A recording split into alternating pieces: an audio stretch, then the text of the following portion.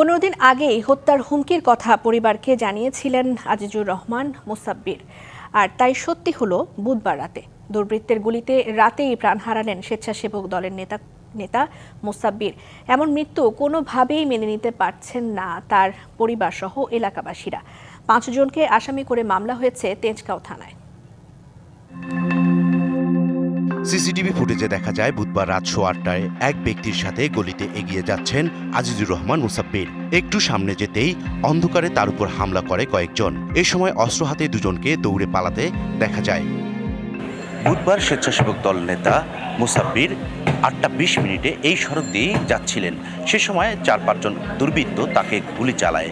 এতে আহত হন 2 জন। উদ্ধার করে তাকে হাসপাতালে নেওয়া হলে মারা যান তিনি। এই ঘটনায় স্থানীয়দের মাঝে তৈরি হয়েছে আতঙ্ক। দেখি মানুষরা দৌড়াদৌড়ি করতে আসে না ভয়ে, তো একজনের যে গেলাম ভাই কি হয়েছে, গুলি কস এত নেতাক আমরা জানি। আর দোকানের পরে মানুষরা সব বাড়িয়ে গেছে। উনি ওদিক থেকে দৌড়ে এসে পড়ার পরে রাস্তায় পড়ে গেছে। পরে কিছুক্ষণের ভিতরে আবার লোকজন জড়াজড়ি করে ব্যানে করে নিয়ে গেছে। আমরা সূক্ষ্ম বিচার যাচ্ছি, ভালো ভালো লোকগুলার বাইসা যারা কর্ম করে খাবে তাদের মেরে ফেলতেছে। তো নতুন এবং ফিরে আসা গ্রাহকদের জন্য নগদে চলছে ক্যাশব্যাক সহ প্রতিদিন হাজারো উপহার জেতার সুযোগ। হবে আশা আর ফেরা সারপ্রাইজ সেরা।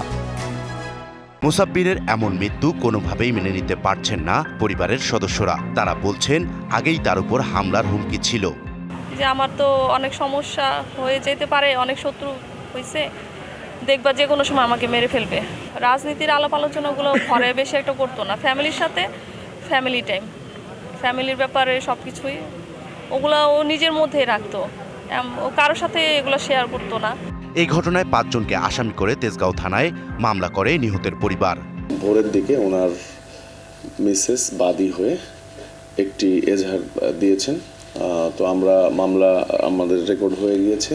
তো 4-5 জনকে অজ্ঞাতনামা আসামি করে উনি একটি অভিযোগ দাখিল করেছেন। তো আমরা সেটি সামনে রেখে আমাদের তদন্ত কার্য এগিয়ে নিচ্ছি। ঢাকা মহানগর উত্তর স্বেচ্ছাসেবক দলের সাবেক সদস্য সচিব মুসাব্বির নিহতের খবরে বিক্ষোভে ফেটে পড়েন স্থানীয়রা। জড়িতদের শাস্তির দাবি তাদের। ইকবাল অনিক, ডিবিসি নিউজ, ঢাকা।